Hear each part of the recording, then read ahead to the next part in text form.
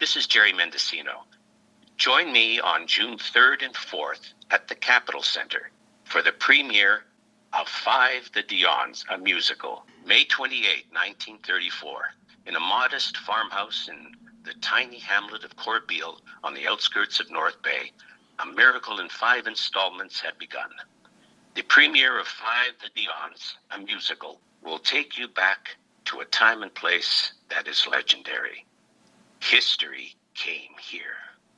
It's a musical, but it's presented as a radio play. So you're going to have the actors come on stage, go in front of the mics and perform different characters. There's the doctor, of course, and the nurses and the politicians and the media and the quints themselves. So they play different various characters. We're going to have a live band on stage. So we're trying to reenact how they might have presented it back in the 30s. The band is on stage, the performers are in front of the mic, the audience is part of the show. I had this idea with CFCH, so I incorporated them in the show. And sure enough, a few months later, I hear that CFCH is coming back. So I contacted them, told them the idea, and they were gung-ho for it. So before the show, we're going to have a pre-show where the curtains are closed. The DJ comes out, welcomes the audience, gives them the idea that they're part of the show. It's going to be performed as a radio play. I wanted to incorporate a lot of the artists in town, so we're going to have some singers, local singers, sing some songs of the day to get the audience kind of into the mood and into the period. And then we might even have, well, there's other ideas with CFCH because they're helping to sponsor the show. So we're in talks of doing, advertising, maybe a contest. We'll see. Then the curtain opens and you're back in the late 1930s. The band is playing, the actors come out, and they're telling this story about the Dionnes, what happened, basically through song. There's original music involved, and there's some dialogue involved as well. I've always been an historic buff, and I love the history of the Nipissing area. In fact, one of my first public speaking engagements, the speech was on Cartier, I think it was, Chuck, who came across. We had the first highway in North America, and I look out on Trout Lake every time I come up and realize that, this is historic. Canoes went right by there to go to for trading and everything. So I was into that stuff. And I knew about the Dionnes, of course. And it started, I think, when there was this interest in what to do with the house. And North Bay almost lost it. And I thought, it's tragic what happened to them, but this is an historic event that happened in the 30s, one of the most important events of that era. What it did to this area was amazing. It should be paid tribute to, and we should acknowledge it. And it's up to us to tell the story and tell it right. This got me thinking I'd love to do a story about the Dionnes. I always have great ideas, but I'm not a great writer.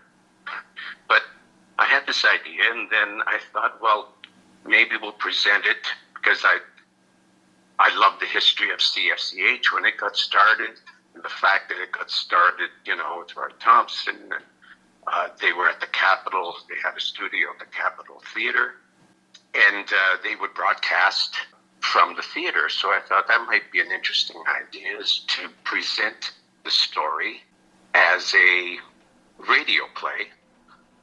The audience is part, they've come to see a live radio broadcast of the CFCH live show that would be presented back in the 30s at the Capitol Theater. Then I got some friends of mine to write the show. A few months later, I guess it's a COVID story, because this really happened during the COVID time. And these writers, they were looking for something to do, so they brought me a show that it was, far beyond my expectations. I did some research. I gave them the idea of the radio show and the characters I wanted in it. They came back with a wonderful musical. We were basically concentrating on when they were young, their birth, and how the politicians reacted, how the media reacted, and then I have the Quints tell their story from their point of view at around, they were around 6, 7 years old, and they tell the story through their eyes. My background has always been, when I started with Polka Dot Door, is to educate while entertaining, or entertain while you educate. And that's one thing I want to do with this show is to bring back the story of the Dionnes, because something like that, to almost lose that house.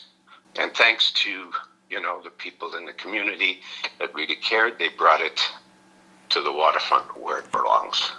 So I want to tell the story, the true facts. We don't whitewash anything. We tell the whole story through the eyes of the young Dionnes. And it's our story to tell. The first thing I did when I got the script is read it to Brian Callahan, who's a Dionne.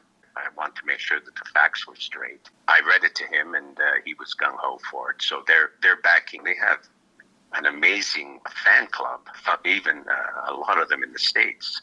My brother and I would.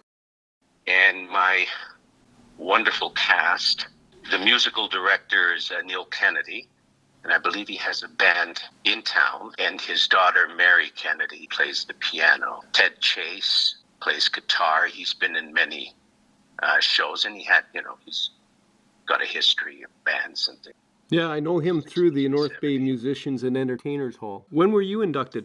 I think 2011. Of course, it opens with the DJ as the live radio broadcast. And I have Scott Clark, who's going to be our DJ. Andrew Palangio, Jennifer Carroll. These are mainly, Andrew's done a lot of musicals in town. John McDonald, who I've worked with back in the 70s when we had a cabaret show in Ferris. Sam Depatie, who's our violin player and also one of the Quints, and Stephanie Clark. They come to see the show, and we're trying to get people to come downtown. Dionne Museum is involved. They're going to have tours. The North Bay Museum is going to show some new artifacts upstairs, I believe. Basically working it into a kind of a Dionne weekend. These shows are in downstairs because we had just received our first TV and saw the westerns, and reenact that, and go to the Capitol on Saturdays for 25 cents. You can see, spend the whole afternoon there. We would walk from Galt Street down to Main Street, past where my mother worked at a bakery shop, so we'd get a free donut, and then walk downtown, pick up 25 cents from my father, who had the barber shop right next to the Capitol, and then go and spend the afternoon at the Capitol Theater. Wonderful theater. And then in high school, I started getting into the theater at Schollard because they had such a wonderful theater program there. I went to theater school, moved to Toronto, and that was back in 73. So 2023 will be 50 years. Been in the business and got to do a lot of things to hone my craft. Had a theater company, taught ballroom dancing at Canadore, and taught theater arts there for a while. So it was a wonderful way to get started. It's a great place to start, and it's a great place to be, even as an artist now. It's one of the most populated areas, from what I understand, in Ontario for artists. And I'm sure it'll only be that much better now that they can, the movies are up there, and there's a lot of theater and a lot of opportunities for them. We formed a committee for this weekend, and the museum is on the committee with Ed and Jamie, and the downtown waterfront Amber is on the committee as well, and CFCH. So, we got the whole community involved. So, oh, really? And a lot of artists, I think we'll be up to almost 20 between singers and actors and musicians. There'll be up to 20 people there on stage. Oh, that's a good group. Yeah, no, it sounds And like you got all the right people and enough people involved for a successful show. Well, I've been very, lucky to get this group, and a lot of people were helpful in helping me along, because I do keep touch on what's going on up there, but not living up there has been a challenge to get everything going. But it's working out, so I'm really looking forward to getting it out there. It's been a few years in the making,